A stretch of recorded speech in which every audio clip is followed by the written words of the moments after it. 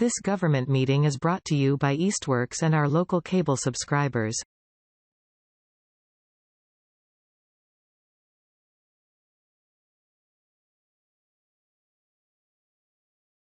So we do have a quorum now.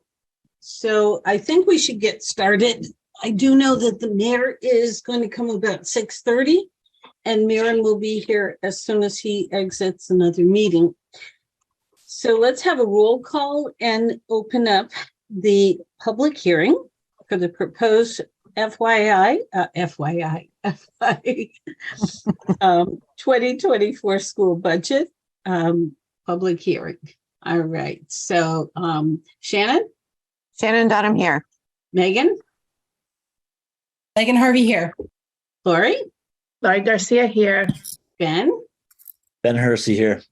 and Cindy Kwasinski here. And here comes Maren. We'll let him roll call in.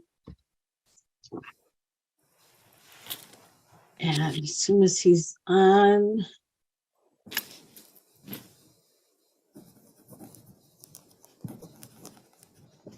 Hey, Maren, can you hear us? 'Cause we just roll called in, and if you want to just say you're here, we'll.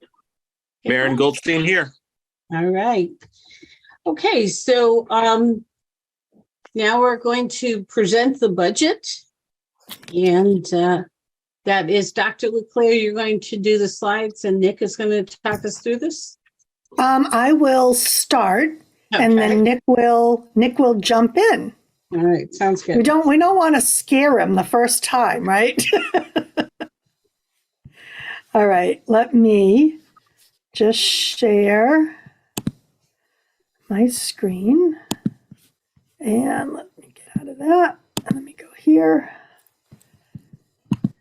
So let me start this evening by just giving some notes of appreciation to a few people.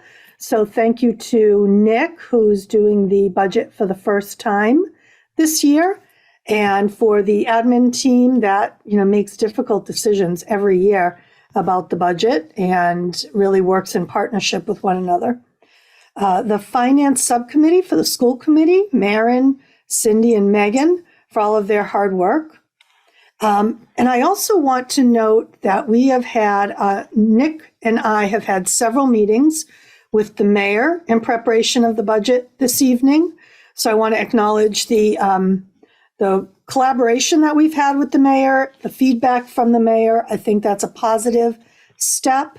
And also I want to just recognize that what's different from last year is we also had a few meetings with the subcommittee of the city council, their finance subcommittee. So I think that has been a productive endeavor as well. And all of that is to say that we have worked pretty much all year long in developing this budget. So we just have about 10 to 12 slides, so we'll go through those fairly quickly. You've received the budget book as a PDF, so I hope that you've taken a look through that.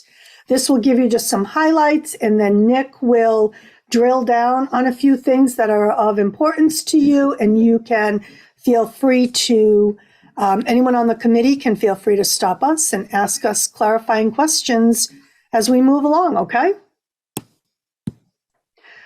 So to begin, a little historical perspective. This is a look back and a look forward and a look at where we are right now. So you can see some of the asterisk areas are projections. They're estimates. The Chapter 78 has been released in the governor's budget, but the House and the Senate are still making their way through the budget, so that we don't anticipate that figure will change too significantly, but you can see that our Chapter 78 has gone up about $300,000 since last year. For those of you that are keeping score, that is inclusive of our SOA money, which is, I think last year we received about $40,000 for our SOA, the Student Opportunity Act funding. This year, it's a little bit higher than that. So I just want to point that out for those of you that question whether we get those dollars and how we use those dollars. There is a plan, and I'm happy to share that out. So we have our required minimum that we're putting forward, and the figures that are not known at this time. The city total net education spending, that includes things that Hadel on the city side projects out. It includes our insurance, our unemployment, the costs associated with our portion of City Hall and trash removal in the district, plowing, all those things that are done from the city side for the school department. So we don't yet have those figures, but that will be soon to come. So some of the areas that we focused on in developing this budget, because I know people like to know where we start, a proposal to the school committee that reflects our needs and our priorities as identified by the district in accordance with our goals and our strategy for growth. We want to align personnel and services as students continue to recover from pandemic-related learning loss and trauma. We're using other funding sources, particularly grants, to cover increasing fixed costs like utilities and personnel. And we're putting, utilities, and we're putting personnel in the district budget so that we can hopefully maintain services for students going forward long term. And we also are thinking about how COVID relief funding will end at the end of next school year. So our funding, we have spaced our COVID funding out very strategically, and it will end at the June 30th of 2024. So we're very conscious of what's left in that funding, and I will show you what we have being allocated to that funding. So here is our current enrollment status, where we've been, a historical look back, where we dipped pretty low in FY21. We had a lot of families that homeschooled or chose other options because we were primarily remote that year, and a lot of families chose to make other arrangements. And we're slowly creeping back up. Our projection for next year is 1436.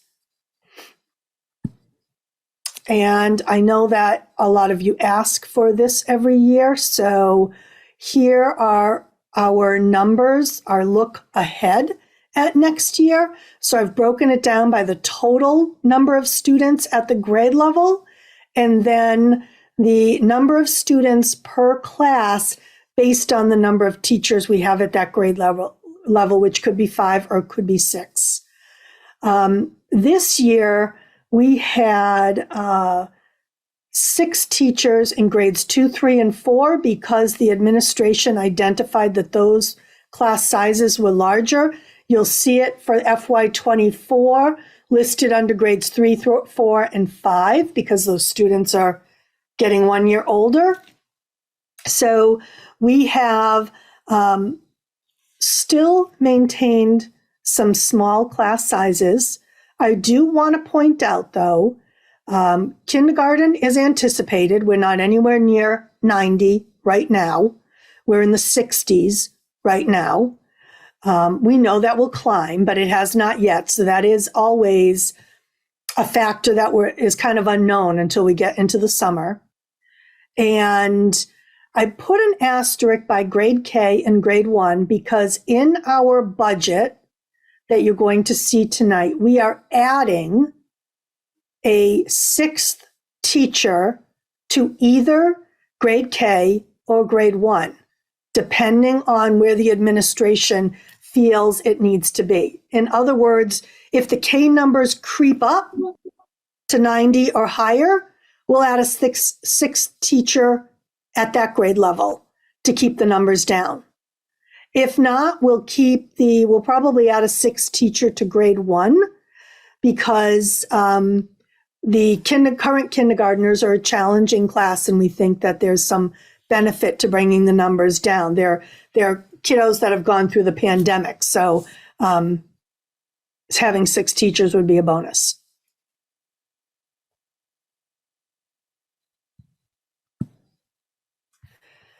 So here's where we are as far as FTEs. We are reducing some paraeducators at Mountain View, and I do want to preface it by saying these were paraeducators that were brought on with pandemic COVID dollars.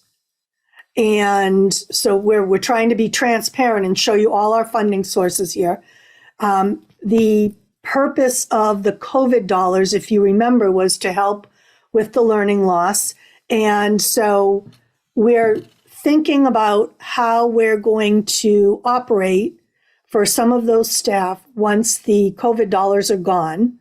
So we are moving those 2 paras off of the budget. We're reducing by 2. Now, the 2 people that physically have those roles have seniority in the para ranks because they've been here a few years.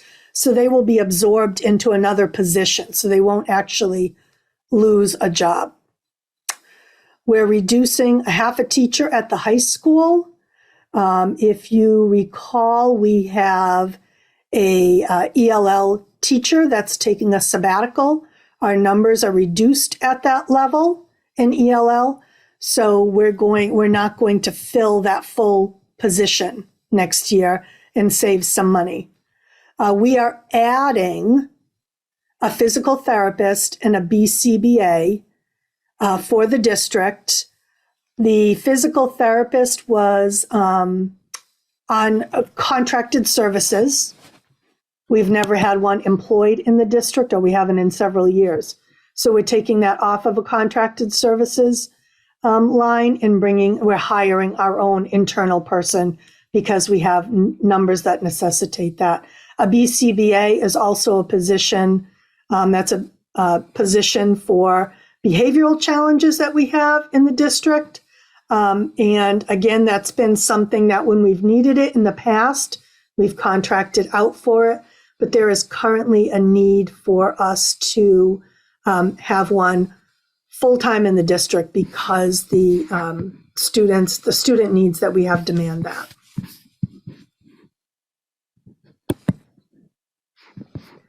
Here is and to ask Cindy, are we recording? Say that again, please. I just wondered if Cindy was recording. Oh, Sorry to interrupt. no. So I'm not recording. This is Marin's setup. And I don't know. Oh, let's see. I think I can do this. Okay. Now I Recording am. in progress. Okay.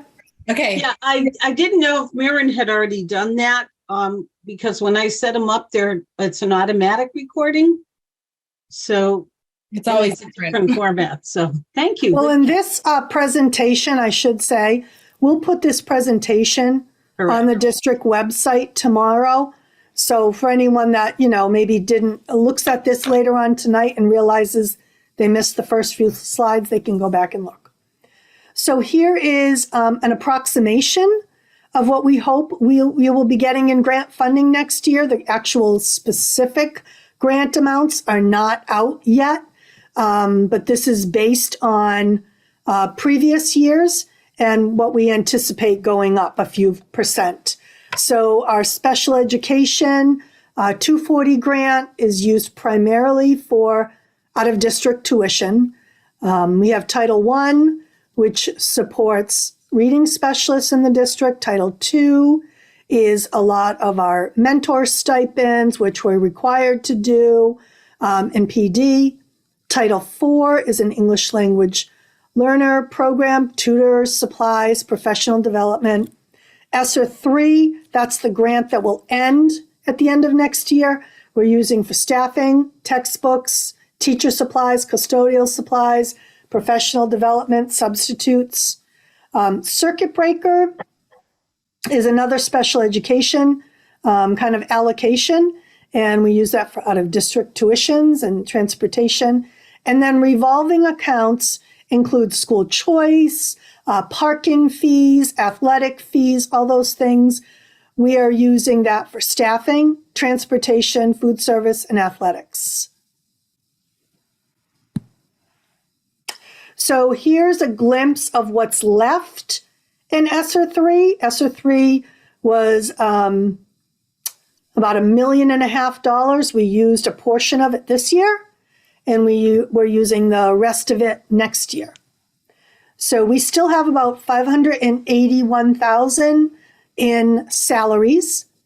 That is for about 8 positions and substitutes. We have about $25,000 in professional development, and we have $71,000 in supplies, instructional materials, custodial supplies, utilities, and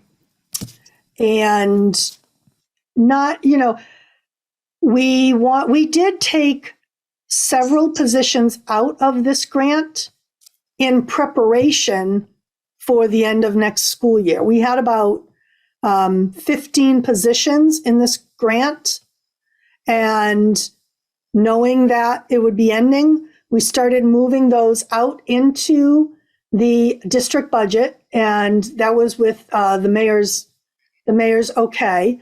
So when you look at our district budget, you'll see that the personnel line is a little higher than we've presented to you in previous years, but we did move several positions off. Now, some of the positions that are left will naturally kind of sunset at the end of next year, and a few of them we will try to find other sources, whether it be district funds or other grants, to keep them on.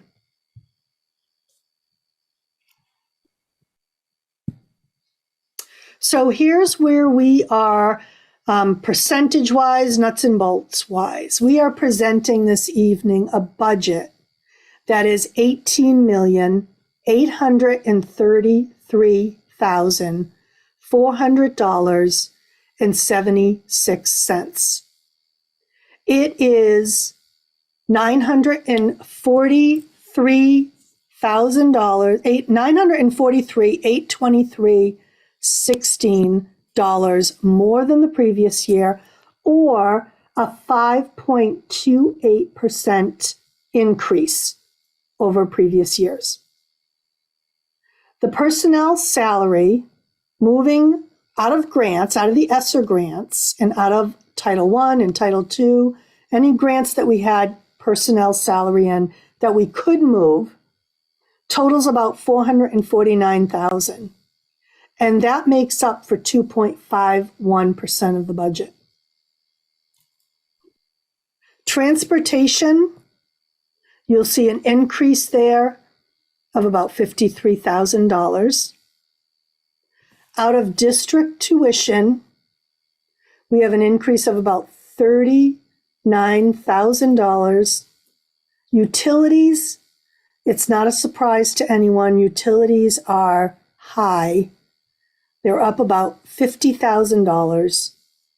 And then all other categories are contracts, the required increases that we give people for steps, lanes. For those of you that are watching from home, that's moving on a step or moving on a lane is depending on years of experience or whether teachers get degrees, additional degrees, they move on the bargaining contract, the union bargaining contract.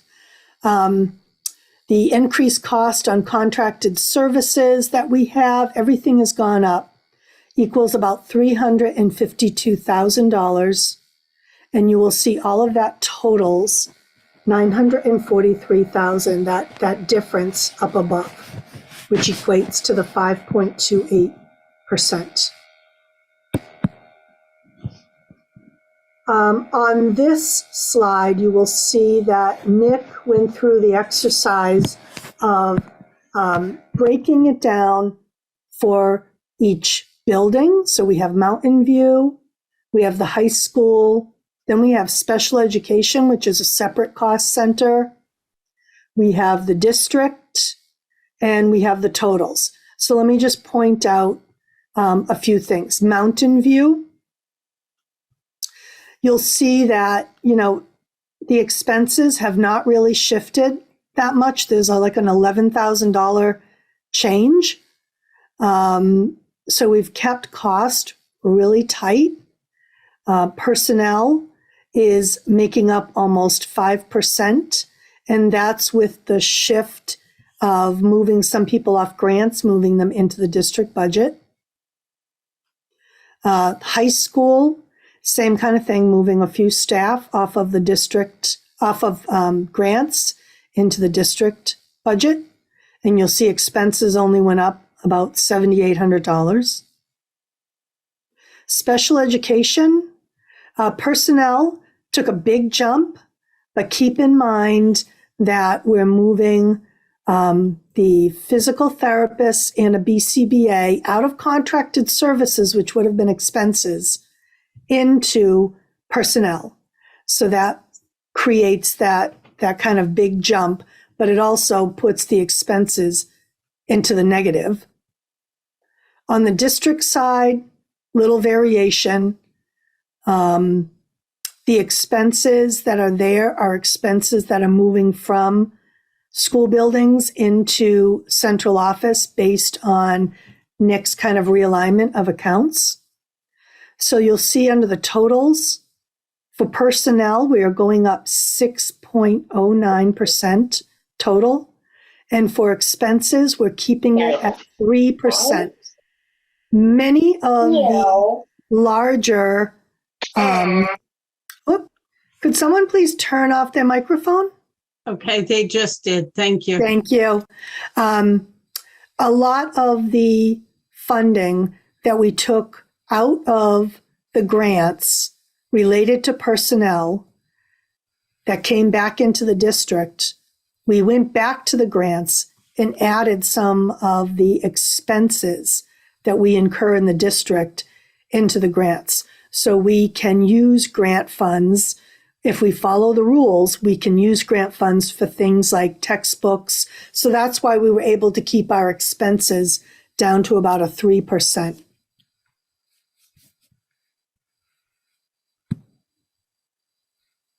And here's a breakdown of kind of where we are, a summary of all the funding sources. We have general fund, which is the district budget. We have school choice funding because we take school choice dollars to help offset some of the budget. Circuit breaker, we use that for transportation and tuitions related to special education. Food service, we have athletic revolving. We have Chapter 71 revolving. We have grants and other revolving accounts, and you will see our totals. And altogether, that equals a budget for Easthampton Public Schools of $23,1457.76. And I will stop my share, but I can go back to any of those slides if you want me to. And I'll open it up for questions, and I'll ask Nick to unmute so that he can jump in if you have any questions. Nick will drill down on some of the specifics of the numbers, so if you want him to jump right to that, he certainly can. All right. I think that the biggest, change you're seeing between last year and this year is the shifting of more personnel from grants to the general fund. I know Dr. Leclerc said that a few times, but she highlighted that the special ed personnel cost jumped up a bit, but the most of the positions that are moving off of grants and into the general fund with this proposed budget are special ed related. So that would be the explanation for that. We really took a deep look at what we could do in terms of moving expenses to grants. You're always able to move personnel off of a grant into the general fund, and it's good practice to do that when you can. Then they become part of your local budget. You don't have to pay the MTRS from the grant. When you pay a salary out of a grant, 9% of it comes right off the top and goes right to the state for MTRS. So you're actually able to do more with the grants if you move expenses there and take the salary out. But during our process, taking in some of the input and feedback that we received from the finance subcommittee as well as the mayor, we really took a look at what we could do with moving some expenses based on the grants rules. One major change that we're doing is paying for a lot of our audit district tuition with the 240 grant. Our 240 grant historically has been used to pay for some salary, some out of district tuition, not too much, transportation here and there, and contracted services when needed, such as the physical therapist that was mentioned earlier. Going into next year with this proposed budget, we propose moving quite a bit of the out of district tuition there in exchange for the personnel moving to the general fund. Also with circuit breaker too, another major change I would highlight is the amount of circuit breaker we're using or proposing to use to go against the budget next year. Circuit breaker reimbursement, you get it based on your expenses from the year before. So the reimbursement we're getting this year was from our costs last year. We don't have to spend all of that until the end of next year. You can carry over an entire year of circuit breaker reimbursement, which over time Easthampton has been lucky to be able to do, but that's not going to be the case going into next year. We're going to, we're going to move into next year not having all of this year's reimbursement amount available for next year. It's the way it is with the cost of transportation and tuition, and everything's gone up, as you've heard many times. So we're going to be walking into next year with not a full year's worth of circuit breaker. However, we will get the reimbursement next year for this year's costs. We're anticipating it to maybe be slightly less than this year's. Oh my God. Just due to the parameters of, what you would get circuit breaker reimbursement for, your students meeting the threshold necessary for spending to get that reimbursement. However, the governor's House 1 budget does contain reimbursement for transportation, which was, that came with the Student Opportunity Act. And she proposes fully funding that, which is going to be huge if that budget passes, through the State House, and, we end up getting that. In fact, our circuit breaker reimbursement this year was about $65,000 more than we thought it was going to be due to the transportation, because that was phased in over time, the percentage that they would reimburse. So, that's good news for us going forward. And it's also allowing us to take a good portion of that 14% OSD tuition increase that you've been hearing about since October, and being able to put a lot of that in circuit breaker instead of having it all hit the general fund. So I think that's overall the biggest, I guess, change from last year to this year. Some of the fixed cost increases that we're up against, and you've heard me talking about this, the last few months, not only the out of district tuition, but the utilities and transportation as well. Particularly special ed transportation. When we have new students that end up in out of district placements, we have to pay for the transportation as well. And our contract with our vendor is up on June 30th. So at this point, we don't know exactly what the percent increase in that contract will be going into next year. I can only kind of estimate from information I got from other districts, in similar situations that have recently renewed. So the fixed costs have gone up quite a bit. But we were able to do quite a bit of movement to keep our expenses at the 3% mark from the general fund, by moving those things to grants and revolving funds.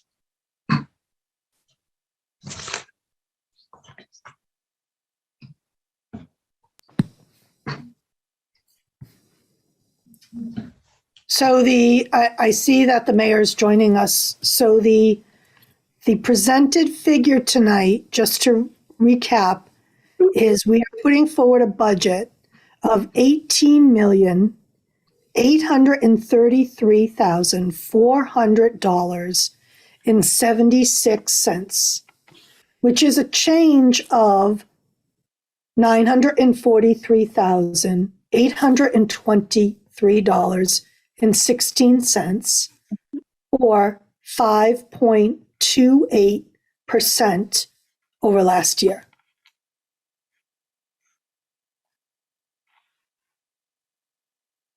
I have a couple of clarifying questions, Yes. but I will, before diving in, I would say this is an excellent budget, Allison. And I got the budget book. I'm one, just as a operation, the budget book. We have a physical copy of the budget book in the mayor's office. There's one up in the school, and I think the city clerk. So if people want to get a hands-on, we have it for viewing. Will this whole budget book be on the website or just your presentation? The budget book's been on the website since last Tuesday morning. Okay, great. So the questions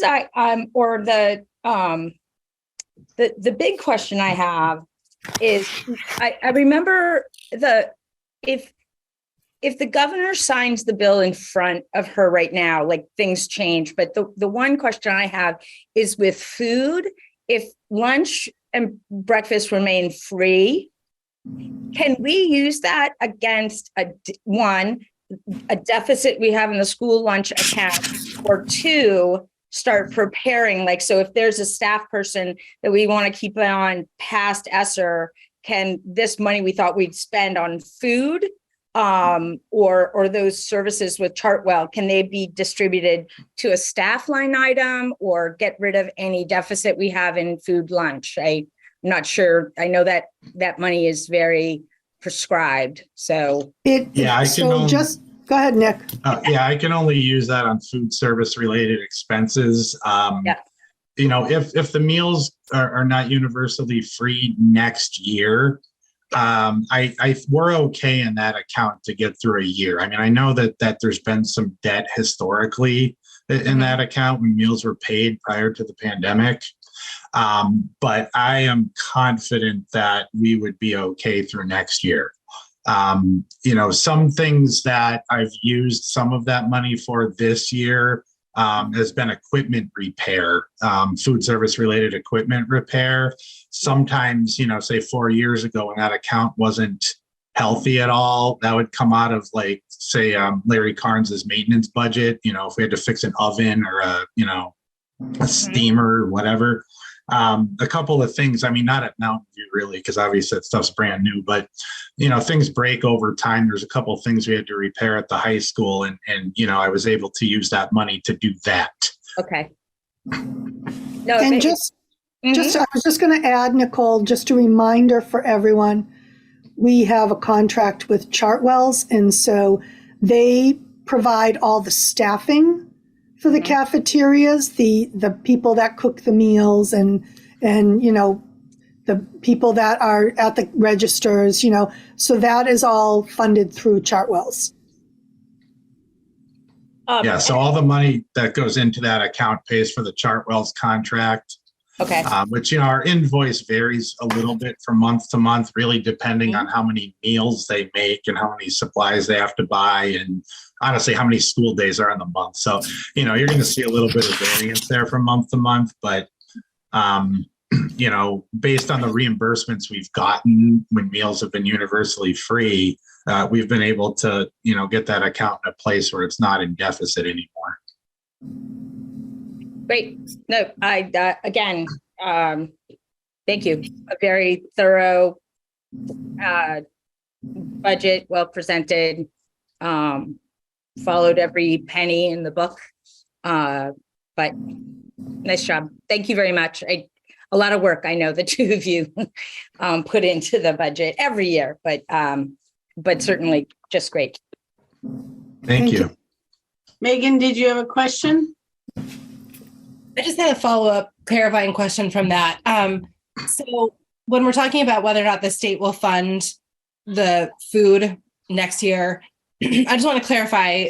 So if the state is not funding it, then the school is not providing it free. We're not talking about continuing to. You're correct. You're correct. But historically, Megan, before COVID, before you were on the committee, and it's not only Easthampton, it was typical of most communities, your food service would run in a deficit because there are families that don't pay up on their, their bills, and we have not ever turned a child away from food.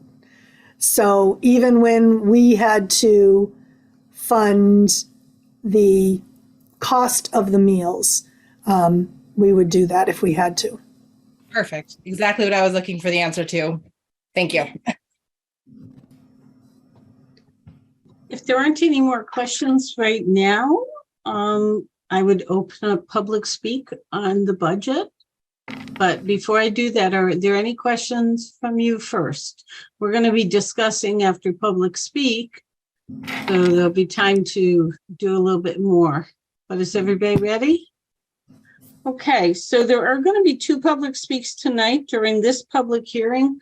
This one is on the budget, and then we'll go into regular session later, and there'll be another public speak. So is there anyone, I'm opening it up right now, who would like to speak about the budget?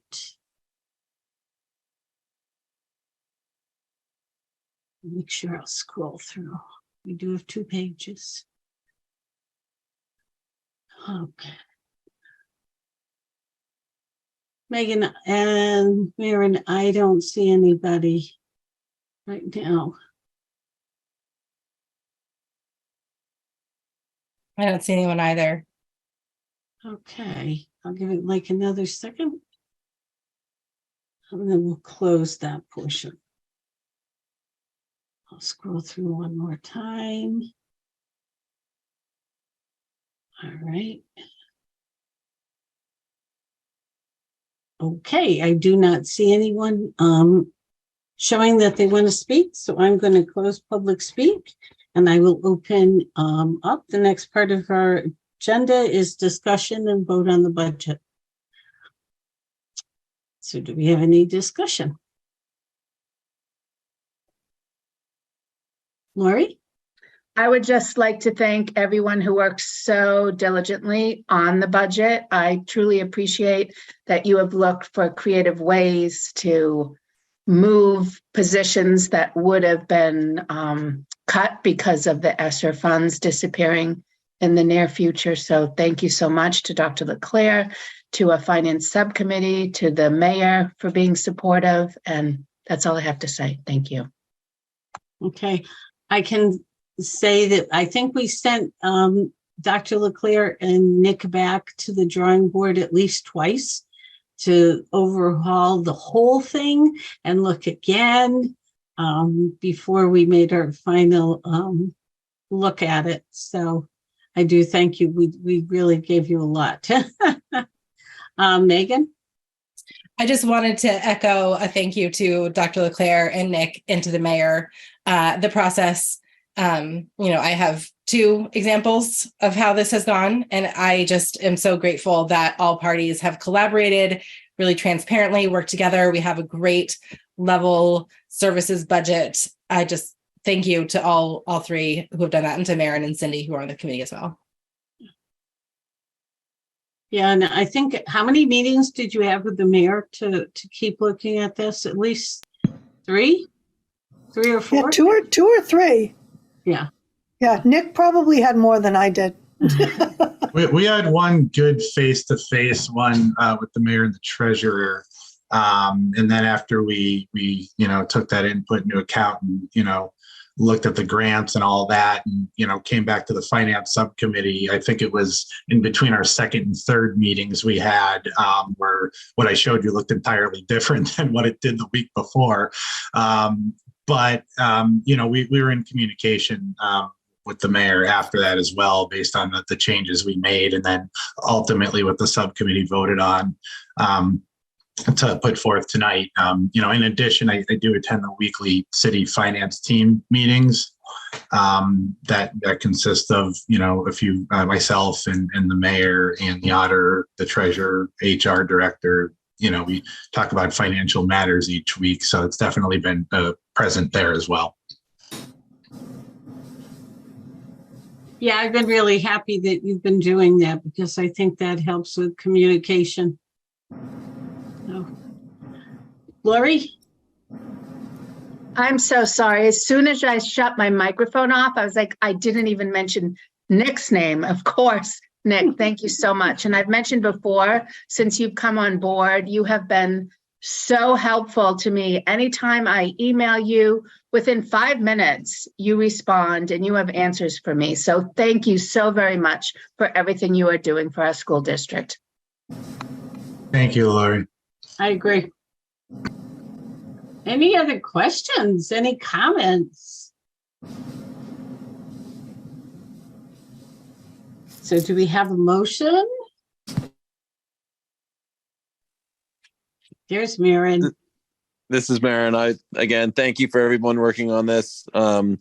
We have done a lot of good work and definitely brought everything forward to really create, I think, the best budget possible for FY24.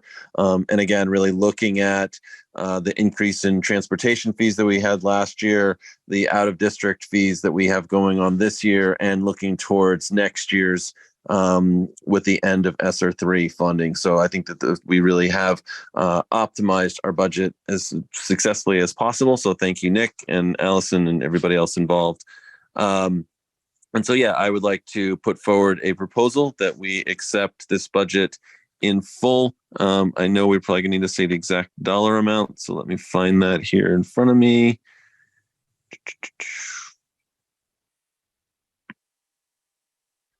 So we're putting forward a proposal for FY24 to the city for $18,833,476. Yes. I'd be happy to second that. Great. Do we have any further discussion? All right, and here we go. Megan. Megan Harvey, aye. Mayor. Mayor LaChapelle, aye. Lori. Lori Garcia, aye. Ben. Ben Hersey, aye. Shannon. Shannon Dunham, aye. Maren. Maren Goldstein, aye. And Cindy Kuzensky, aye. Very nice. All right, so now we're going to close the public hearing and we're going to roll call into our regular meeting. All right, so our public hearing on the FY 2024 school budget is closed, and I'm going to call you to order. Megan. Megan Harvey, here. Mayor. Mayor LaChapelle. Lori. Lori Garcia here. Ben. Ben Hersey here. Shannon. Shannon Dunham here. Maren. Maren Goldstein here. And Cindy Kuzensky here. Okay, so now we have our regular session. The announcement that I want to make is that pending negotiations of the rest of the contract, which will happen in an executive, we're going to start in an executive session after this meeting. And then we're going to have another one later on to actually finalize things. So pending successful negotiations, we have a new superintendent, Vito Perrone, who will start July 1st, 2023. Do we have correspondence? We sure do. I have Okay. a bit to summarize. It's been, I think, 4 weeks since we have I met. think so. Keep that in mind. I've tried to organize and summarize what we are getting. So we have a big batch of correspondence related to the superintendent search. And from what I understand, I should summarize that as well, Cindy. I would summarize everything that came in, sure. So we had 3 different candidates and many parents and community members emailing us various pieces of feedback from the interviews. And in summary, we had 10 community members emailing us support for Dr. Erica Faginski-Stark. We had 2 community members emailing us support for Dr. Bruno, and 6 community members emailing us support for Dr. Perrone, and that is in the entirety of that search process. We also had 4 community members emailing us with concerns about Dr. Perrone and requesting a no vote. And we had 2 community members who emailed us with general sort of concerns about the process, not necessarily that it was done incorrectly, but requesting that there be more time for community members to take in the information, requesting that a vote be delayed, and just sort of asking for that accessibility piece and Zoom links and that kind of thing. So that is the input that was given related to the superintendent search. And we thank you very much for all of your emails. Other correspondence that we have received, we received an email from Leah Ewing, who got in touch regarding the budget process with some really thoughtful comments about encouraging the city and the school side to work together transparently and collaboratively. And that email went to both school committee and to city councilors, and thrilled she got lots of great feedback from both sides and thrilled to be able to say that is in fact what happened. In her email, she also tied it back to some curriculum things that we have talked about a few times. I wanted to highlight, particularly languages and arts banned in middle school. And so that was part of the conversation. We also received an email today from Shelley Fournier, who would like to just some really thoughtful comments, and thank you for your email about this situation with schools, and requesting that we revisit the issue of SROs, school resource officers in schools in light of the number of violent related situations in schools, including the one yesterday. Any other correspondence was of a personal nature, and I shall not record it. Okay. So back to the results. All right. Do we have any gifts? We have no gifts that I'm aware of. Okay. Now it is time for our student representative, Mackenzie. Can I pause just for one moment, Cindy, before we do that? I don't know the moment to say it. I wanted to acknowledge the email that was sent to all of us and to our community from Dr. LeClaire and from our administrators at Mountain View School and the high school regarding the tragic school shooting that occurred on Monday morning in Nashville.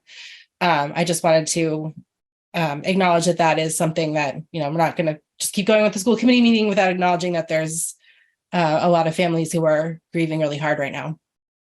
And thank you for that email about the services for students. Thank you. So Mackenzie, I know Mackenzie was here. And a number, I don't see Mackenzie. Are you here? Perhaps she had to go. So, all right. So I am going to assume that she had to leave. And we will now open public speak for the community. So if you would like to speak, please say who you are And please hold your comments to 3 minutes. And I see Casey. Hi, everybody. First of all, I just want to say thank you to each of you for your service to the community. Not only just the budget, really everything. I mean, thank you. I got to watch some of the interviews, and I watched your deliberations on YouTube after the next day, which I could appreciate how, of course this happens, appreciate how tired you were. Good Lord. Oh, all right, I'm going to go into the bedroom. I can appreciate what a task that was for everybody. Gotta love dogs. And I also want to appreciate the thoughtfulness in choosing Dr. Perrone. And I have regrets that I didn't communicate via email my support for Dr. Perrone. And, the comment about special sauce, I'm going to say I appreciate that comment, because when we have leaders, the special sauce can't necessarily be described in words all the time. That's felt. And so I think it's important to be grounded, talk to people in real talk instead of kind of academic speak. And, I just appreciate the realness, because when you have situations that happened yesterday, you want the leader that can hold space for people in their grief, that will meet people there. That's what that is. And sometimes you can't describe it in words. And so I'm grateful that you've chosen how you've chosen. And I also thank you, Allison, for your service as well. So I also want to thank you for the new track that my daughter is using right now, this track season. So there's a lot of good things happening, but just to remind everybody not to discount the human side of leadership, and the softer skills, and quote, those matter. Those are important. So thank you so much. Anybody else?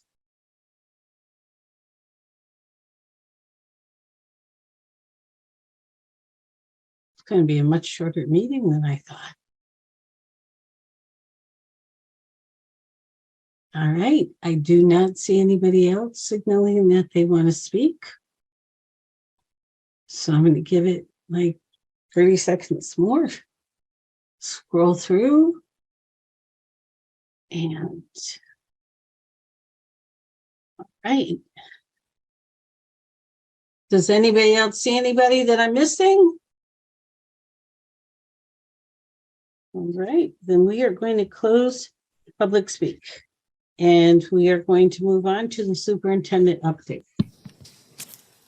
And now the meeting will screech to a halt. Thank you, Megan, for mentioning the tragedy in Nashville yesterday. I was going to mention that, but you did a nice job, so I will leave it at that.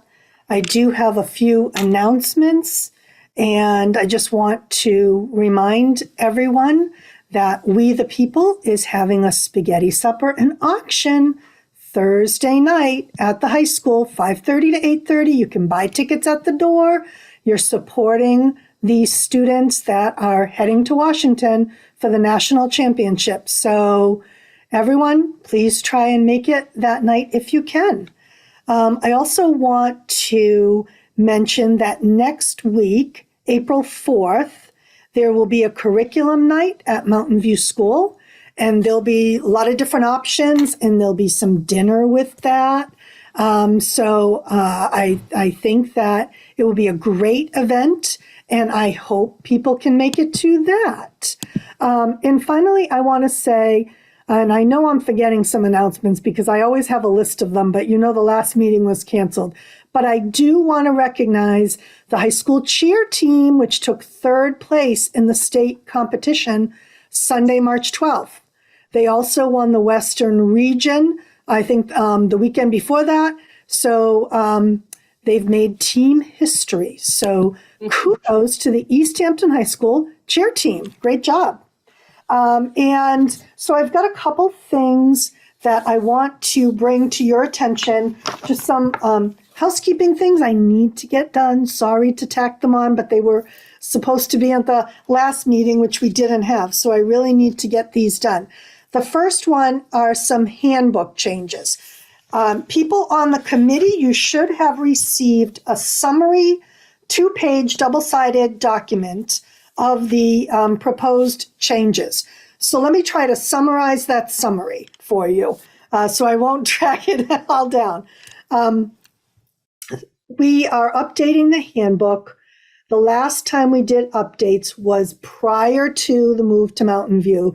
So a lot of it is just housekeeping, realigning the staff, identifying the correct names and responsibilities, removing all the other smaller schools, just having Mountain View.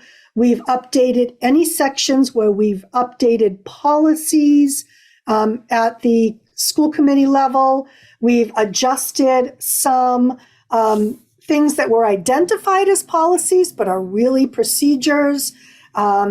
We've removed information around face covering policies and remote learning because those are no longer in place. So we've taken them out of there.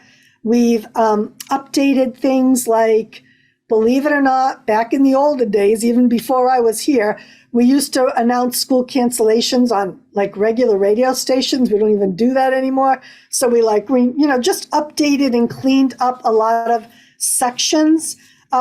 So I'm happy to go through it section by section, but I guess I would ask the committee, what is your preference?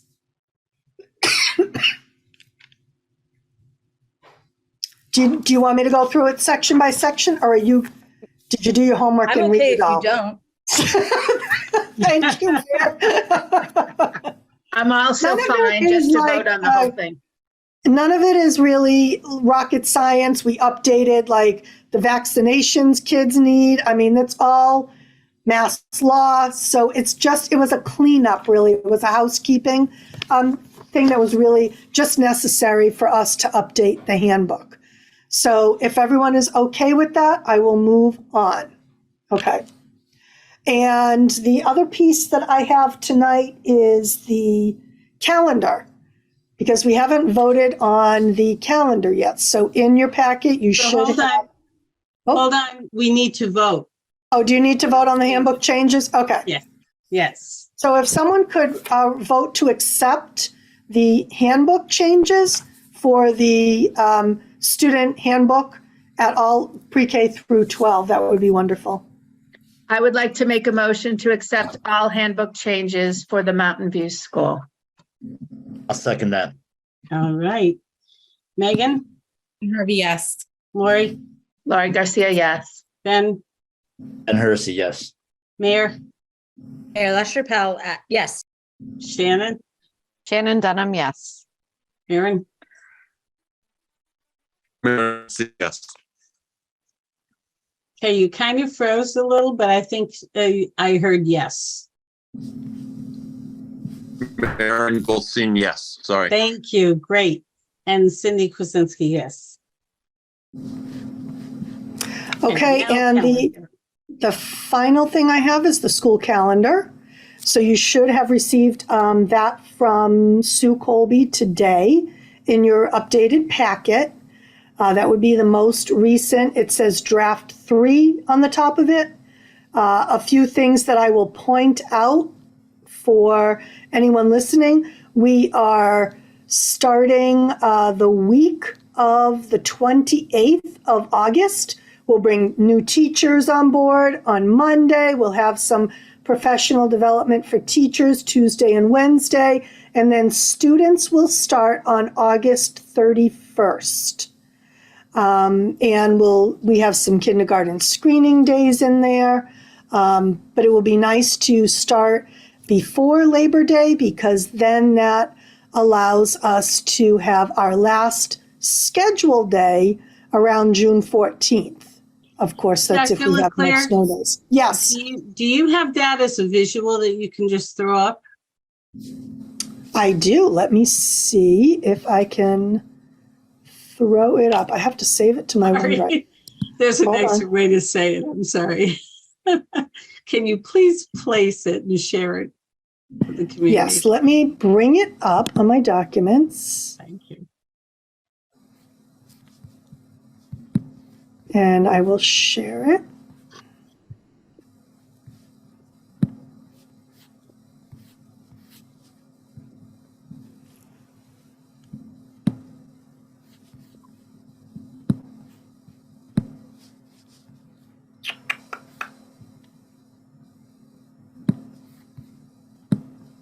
Can you see that? Yeah, can we make it a little bigger? Oh, we certainly will. I can't even see that. There we go. There you go. So All if you right. scroll at the beginning of the year, I think Yes. it's just helpful. Yes. So can you see the top of that okay? Yep. All right. So we're looking at the week of August 28th with students starting with the yellow boxes on the 31st. Students will go to school on the 31st and September 1st, moving into September, and then they'll have Monday off. The 5th of September will be the first day for kindergarten and preschool. Then heading into October, we have Indigenous Peoples Day. We have some professional development, some conferences in the middle of the month. This has gone through the union. They've looked at all of this. We have November 7th as voting, and that will be professional development for staff. We have Veterans Day on the 10th. And then, of course, we have Thanksgiving break. We have a half day in December at the beginning of the month. And then we have a half day on the 22nd for the beginning of break. And then going into January, we return to school on the 2nd. We have Martin Luther King on the 15th, and the 22nd is a PD day. That's semester change. Actually, Sue, that's not correct. That is supposed to be on the Friday.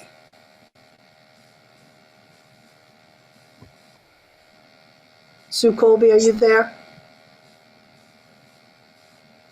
Yes, I am. I'm looking for the notes. Okay. The semester change is on a Friday. I'll move on. We should be able to accept the calendar with the change from the 22nd to actually that Friday, the 26th. It's the 26th, which would be the PD day, not the 22nd. According to the email from Sean Sheehan, the high school staff would like the semester change over day moved to Monday, January 22nd. That's the email that I received, so that's why I changed it. Okay, all right. I thought they wanted it on a Friday, but I'm wrong. Let's keep it where it is then. Okay. You have the most updated emails.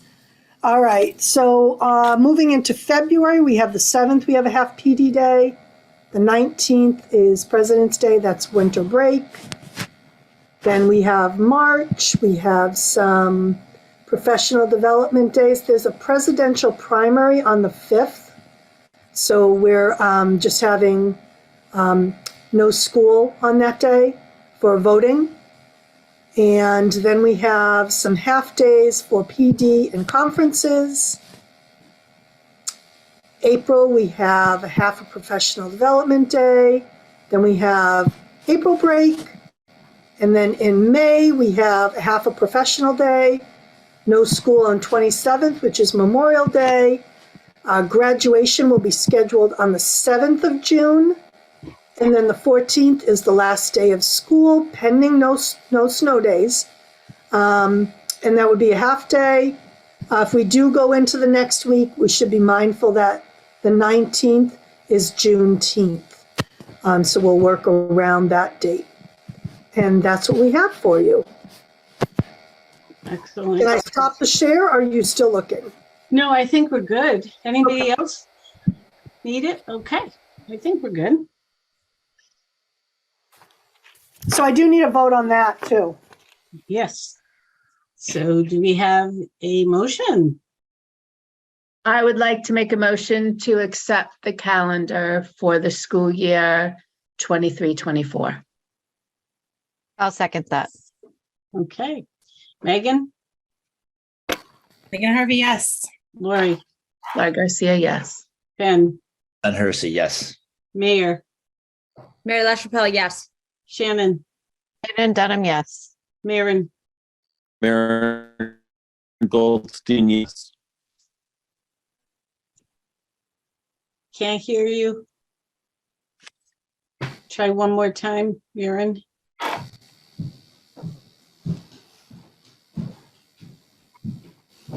Maren Goldstein, yes. Great, that came through. And Cindy Kuzinski, yes. All right. So Nick, now it's up to you. Ball's in your court. All right, thank you. Before I give this business report here, just this was originally intended for the meeting 2 weeks ago, so some of the stuff on here is going to be a little outdated, but you'll get a nice fresh report in 2 weeks on April 11th when we meet. At the time of the publication of this, we had expended 60.68% of our appropriation for this current year. That amount, of course, has gone up since.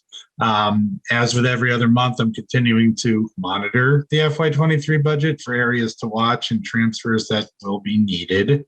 Areas of concern remain with utility bills and the vocational tuition.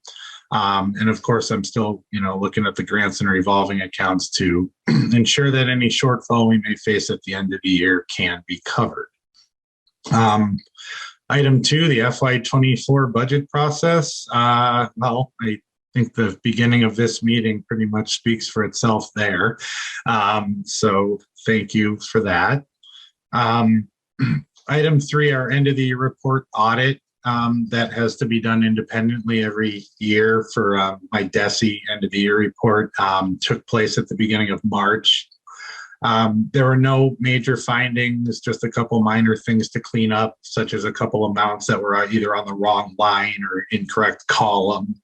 But in collaborating with the auditor, we agreed upon what needed to be amended. I will submit the amendment. It's on my list of things to do this week, even though I have a year to do it. It's, why let it sit around? And she has to give a report to DESE of how the audit went, which it's technically due this Friday, but they extended it a month because I don't think all the auditors are going to be able to get them done. For the last 3 years, it was not due until June 30th because of COVID. And this year, they kind of just said, you're going back to the old rules, and the auditors are like, what? So that report should be submitted pretty soon. Our city/school chart of accounts update is part of the agreed upon review of our accounts. We have met with the Abrahams Group. They're an accounting firm. At this point, we've now met with them 3 times to begin this work. At the first meeting, we discussed our goals. Second, we began kind of pulling apart our accounts and really seeing what they're made of. And then at the third meeting, we continued with that work. We kind of, at the end of the second meeting, got to a place where like, okay, this is what we need. At the third meeting, Mark Abraham started kind of piecing that together. He believes we're about a third of the way done with this work, which means we'll probably need, 4 or 5 more meetings. And the finished product will likely result in a conversion to a new accounting software platform, although at this point we're unsure of what platform that would be. But it's been good to really look at our accounts and get us in a place where they'll be more aligned. I think it's going to really streamline a lot of things and just make our overall process and procedures better. So I'm thankful to the city for having us go through this and for paying the Abrams Group to do that. Also attached was the personnel report for February. In February, we had several new hires. We had an RN, 4 paraeducators, 3 substitutes, and a groundskeeper. So we were able to fill quite a few positions during the month of February. We had 3 paraeducators separate from us. So, the ones that were hired replaced those positions. And then we had 2 transfers. We had 2 folks go into vacant kindergarten paraeducator roles during the course of the month. The current vacancies on here, the special ed teacher / behavior interventionist is still vacant. I believe we're down to 2 paraeducator vacancies.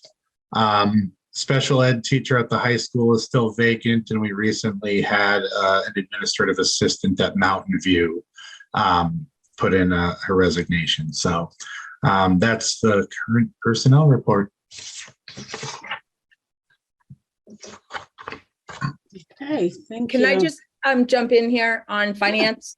Yes. So Allison and Nick got me a appropriation request for $200,000 to close the vocational schooling gap.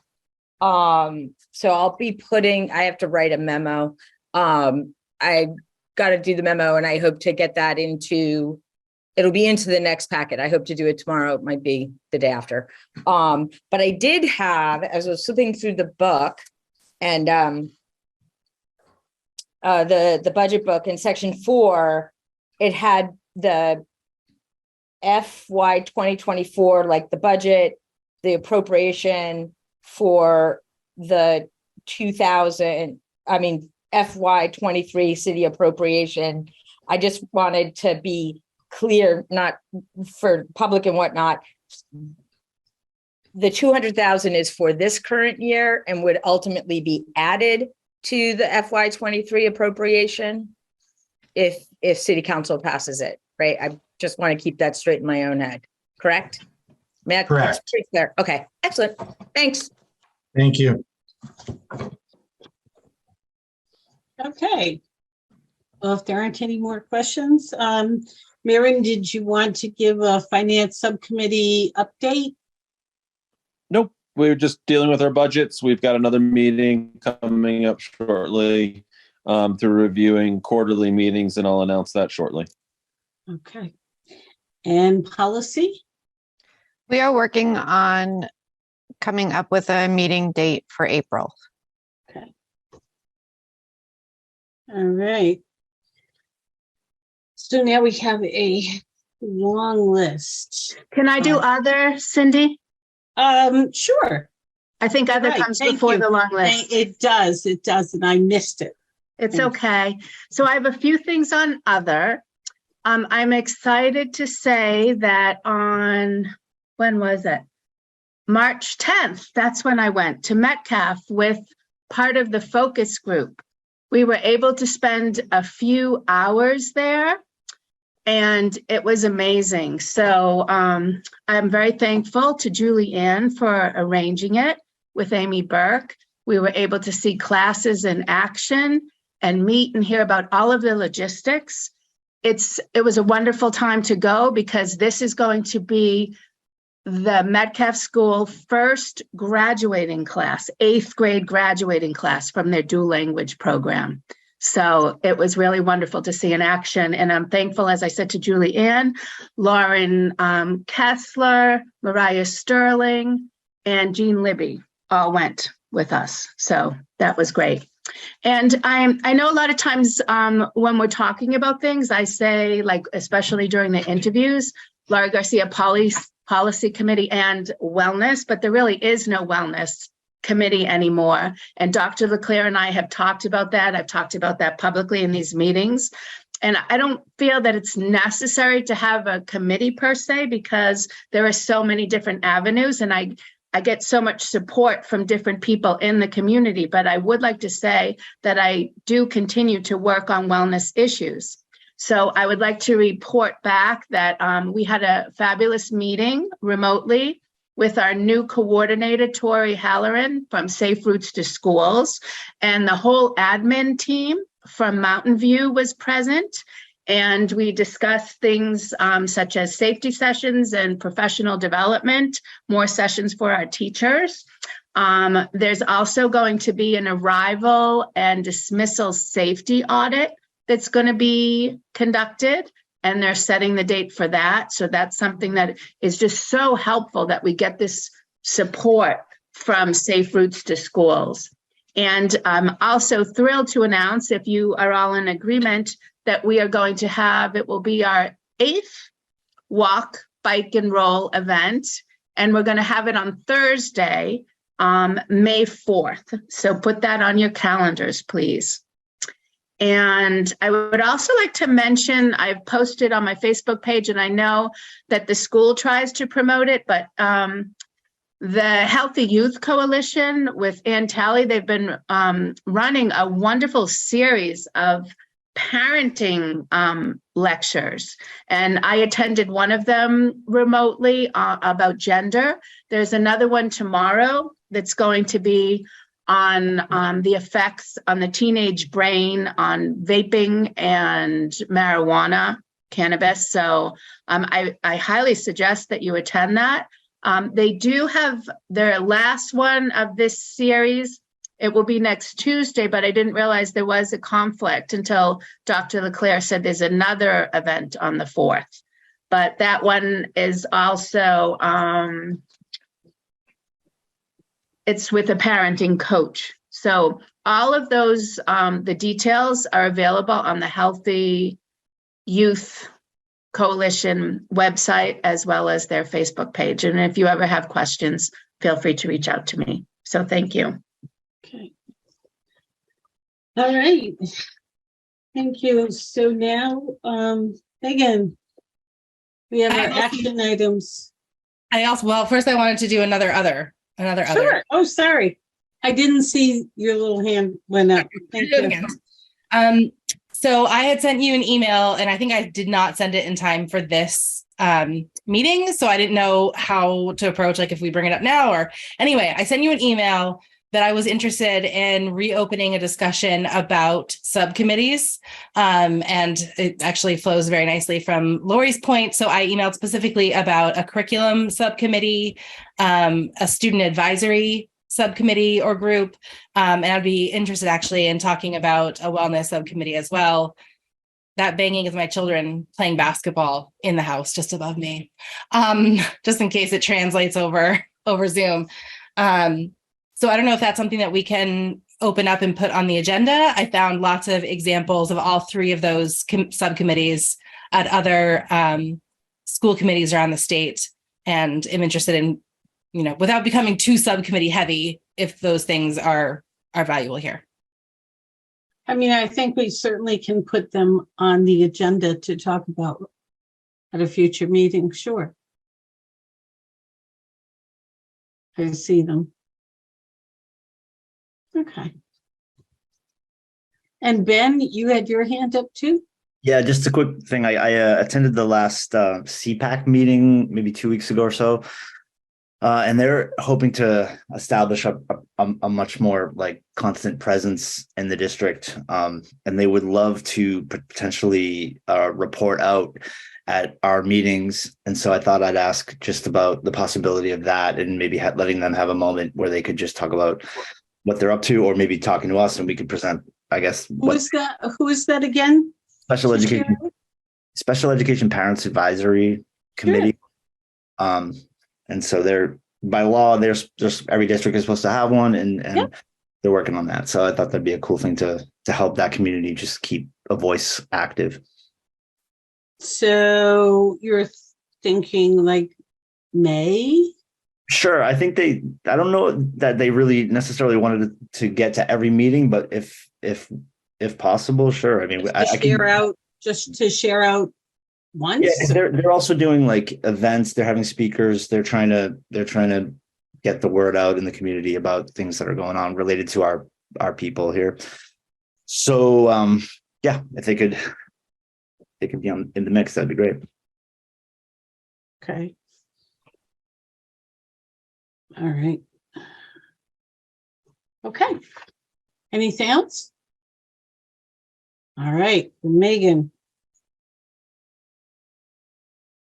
Okay, I'm going with paper version to see if I don't get lost. I always use that.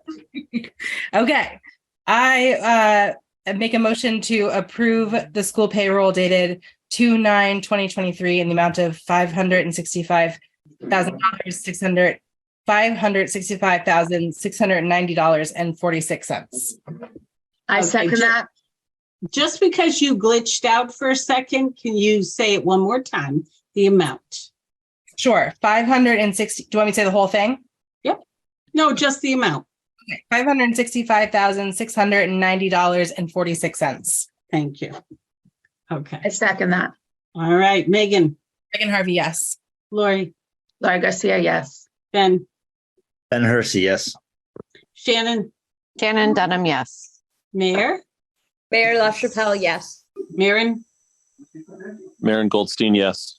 And Cindy Kuzensky, yes. I move to approve the accounts payable authorization for payment dated 2/9/2023 in the amount of $143,948.46. I second that. Okay. Megan. Megan Harvey, yes. Lori. Laurie Garcia, yes. Ben. Ben Hersey, yes. Shannon. Shannon Dunham, yes. Mayor. Mayor LaChapelle, yes. Maren. Maren Goldstein, yes. And Cindy Kuzensky, yes. I move to approve the minutes of the February 7th, 2023 regular and executive session minutes. I second that. Megan. Megan Harvey, yes. Lori. Laurie Garcia, yes. Ben. Ben Hersey, yes. Shannon. Shannon Dunham, yes. Mayor. Mayor LaChapelle, yes. Maren. Maren Goldstein, yes. Cindy Kuzensky, yes. I move to approve the minutes of the February 13th, 2023 work session. I'll second that. Megan. Megan Harvey, yes. Lori. Laurie Garcia, yes. Ben. Ben Hersey, yes. Shannon. Shannon Dunham, yes. Mayor. Mayor LaChapelle, yes. Maren Goldstein, yes. Cindy Kuzensky, yes. I move to approve the second reading of MASC recommended new policy DBC, budget deadlines and schedules. I'll second that. Megan Harvey, yes. Laurie Garcia, yes. Ben Hersey, yes. Shannon Dunham, yes. Mayor LaChapelle, yes. Maren Goldstein, yes. Cindy Kuzensky, yes. Yeah, you're I move doing it. I move to approve the second reading of MASC recommended new policy DBD, budget planning. I second that. Megan Harvey, yes. Laurie Garcia, yes. Ben Hersey, yes. Shannon Dunham, yes. Mayor LaChapelle, yes. Maren Goldstein, yes. Cindy Kuzensky, yes. I move to approve the second reading of MASC recommended new policy DBG, budget adoption procedures. I second that. Megan Harvey, yes. Laurie Garcia, yes. Ben Hersey, yes. Shannon Dunham, yes. Sorry. Mayor I have a LaChapelle, distraction. yes. Maren Goldstein, yes. Cindy Kuzensky, yes. I make a motion to approve the second reading of MASC recommended new policy DBJ, budget transfer authority. I second that. Megan Harvey, yes. Laurie Garcia, yes. Ben Hersey, yes. Shannon Dunham, yes. Mayor LaChapelle, yes. Maren Goldstein, yes. Cindy Kuzensky, yes. It sounded like Maren was really thinking about that one. He's underwater. He's underwater. I move to approve the second reading of MASC recommended new policy DD, grants, proposals, and special projects. I second that. Megan Harvey, yes. Laurie Garcia, yes. Ben Hersey, yes. Shannon Dunham, yes. Mayor LaChapelle, yes. Maren Goldstein, yes. Cindy Kuzensky, yes. I move to approve the second reading of MASC recommended new policy DH, bonded employees and officers. I second that. Megan Harvey, yes. Laurie Garcia, yes. Ben Hersey, yes. Shannon Dunham, yes. Mayor LaChapelle, yes. Maren Goldstein, yes. Cindy Kuzensky, yes. I move to approve the second reading of MASC recommended new policy DIE audits. I second that. Megan Harvey, yes. Laurie Garcia, yes. Ben Hersey, yes. Shannon Dunham, yes. Mayor LaChapelle, yes. Maren Goldstein, yes. Cindy Kuzensky, yes. I move to approve the second reading of MASC recommended new policy DJ purchasing. I second that. Megan Harvey, yes. Laurie Garcia, yes. Ben Hersey, yes. Shannon Dunham, yes. Mayor LaChapelle, yes. Maren Goldstein, yes. Cindy Kuzensky, yes. I move to approve the second reading of MASC recommended new policy DJE procurement requirements. I second that. Megan Harvey, yes.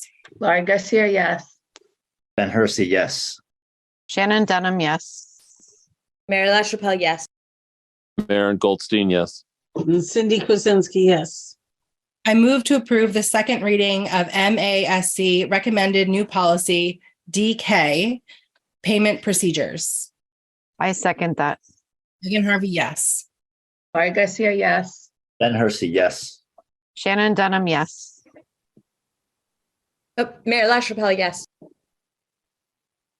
Maren Goldstein, yes. Cindy Kuzensky, yes. I move to approve the second reading of MASC recommended changes to DI fiscal accounting and reporting. I second that. Megan Harvey, yes. Laurie Garcia, yes. Ben Hersey, yes. Shannon Dunham, yes. Mayor LaChapelle, yes. Maren Goldstein, yes. And Cindy Kuzensky, yes. I move to approve the second reading of MASC recommended changes to GBA equal employment opportunity. I second that. Megan Harvey, yes. Laurie Garcia, yes. Ben Hersey, yes. Shannon Dunham, yes. Mayor LaChapelle, yes. Maren Goldstein, yes. Cindy Kuzensky, yes. I move to approve the second reading of MASC recommended changes to GCF professional staff hiring. I second that. Megan Harvey, yes. Laurie Garcia, yes. Ben Hersey, yes. Shannon Dunham, yes. Mayor LaChapelle, yes. Maren Goldstein, yes. And Cindy Kuzensky, yes. I move to approve the second reading of MASC recommended changes to KCD public gifts to the school. I second that. Megan Harvey, yes. Laurie Garcia, yes. Ben Hersey, yes. Shannon Dunham, yes. Mayor LaChapelle, yes. Maren Goldstein, yes. Cindy Kuzensky, yes. I move to approve the second reading of MASC recommended changes to JH student absences and excuses. I second that. Oh, Megan Harvey, yes. Sorry, I was distracted. Laurie Garcia, yes. Ben Hersey, yes. Shannon Dunham, yes. Mayor LaChapelle, yes. Maren Goldstein, yes. Cindy Kuzensky, yes. I was noting that in all the initials that I'm reading so far, I've managed to read two of my children's initials. So I'm wondering if I'm going to get a trifecta here. Anyway, that's why I forgot to vote on time. Okay. I move to approve the second reading of MASC recommended changes to JKAA physical restraint of students. I second that. And Harvey, yes. Laurie Garcia, yes. Ben Hersey, yes. Shannon Dunham, yes. Mayor LaChapelle, yes. Maren Goldstein, yes. And Cindy Kuzensky, yes. I move to approve the second reading of MASC recommended changes to JLC student health services. Nope. Yep. Services and requirements. I second that. Megan Harvey, yes. Laurie Garcia, yes. Ben Hersey, yes. Shannon Dunham, yes. Mayor LaChapelle, yes. Maren Goldstein, yes. And Cindy Kuzensky, yes. I move to approve the second reading of new policy JLCE condom where no MASC policy exists. I second that. Megan Harvey, yes. Laurie Garcia, yes. Ben Hersey, yes. Shannon Dunham, yes. Mayor LaChapelle, yes. Aaron? Maren? I think we're losing you. I tried Maren Goldstein, yes. Okay, great. And Cindy. you hear me? Kuzinski- Yes. And Cindy Kuzensky, yes. I move to approve the second reading of MASC recommended new policy DGA authorized signatures. I second that. Megan Harvey, yes. Laurie Garcia, yes. Ben Hersey, yes. Shannon Dunham, yes. Mayor LaChapelle, yes. Maren Goldstein, yes. Cindy Kuzensky, yes. We did not get the third initials, but we're good. I move to approve. This is my version of a joke at this point. I move to approve the school payroll dated 3/9/2023 in the amount of $565,504.73. I second that. Megan Harvey, yes. Laurie Garcia, yes. Ben Hersey, yes. Shannon Dunham, yes. Mayor LaChapelle, yes. Maren Goldstein, yes. Okay, and Cindy Kuzensky, yes. I move to approve the accounts payable authorization for payment dated 3/9/2023 in the amount of $196,107.07. I second that. Megan Harvey, yes. Laurie Garcia, yes. Ben Hersey, yes. Shannon Dunham, yes. Mayor LaChapelle, yes.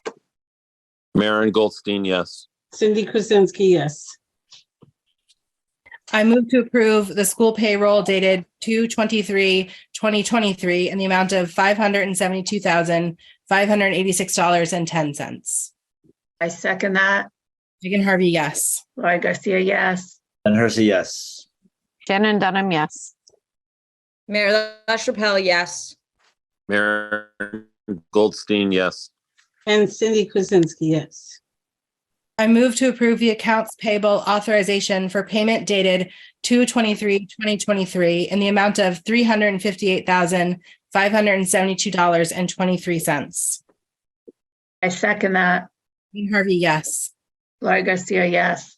Ben Hersey, yes. Shannon Dunham, yes. Mayor LaChapelle, yes. Maren Goldstein, yes.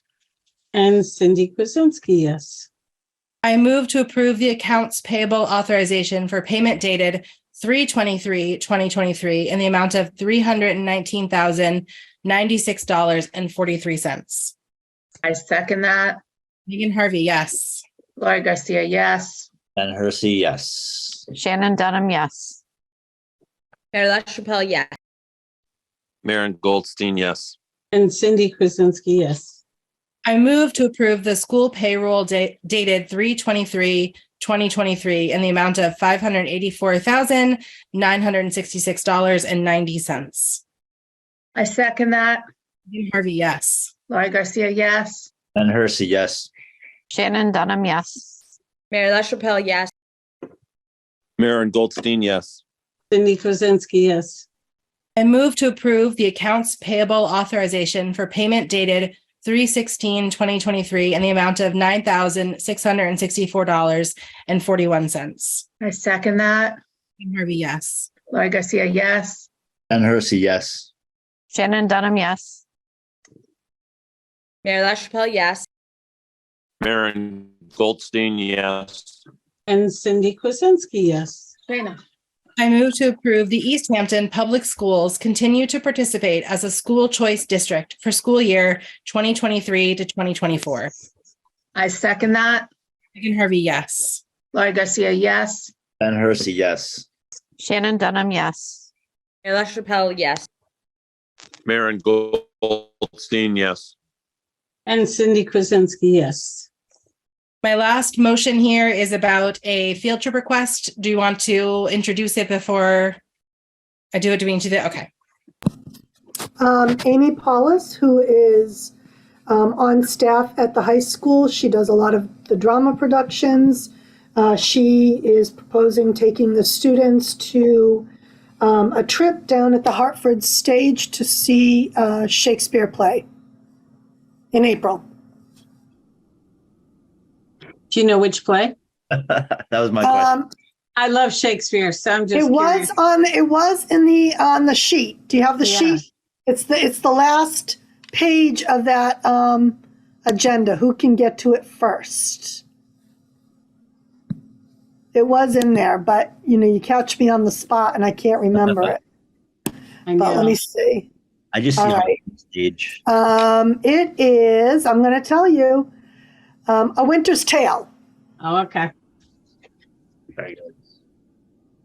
I'll At the second that, Hartford please. stage. I haven't moved yet. Sorry, Shannon. Hold on. Oh, okay. I move to approve the out-of-state field trip request for EHS to Hartford Stage, Connecticut on 4/26/2023. I'll second that, please. Megan Harvey, yes. Sounds great. Laurie Garcia, yes. Ben Hersey, yes. Shannon Dunham, yes. Mayor LaChapelle, yes. Maren Goldstein, yes. And Cindy Kuzensky, yeah. All right, that concludes that long list of things that we had to catch up on. We are cruising along. We Nice are. job, Megan. It's really Great, not Megan. that late. Things are going well. Our next meeting dates are April 11th, April 25th, May 9th, May 23rd, and June 13th. Now, there is a something on the agenda that says reminder to the committee and the public, the meetings will resume in public as of March 31st, 2023. We are not sure right now, so that may change because it appears as though the governor has made the decision to extend remote and hybrid meetings until 2024. So we will see where that takes us.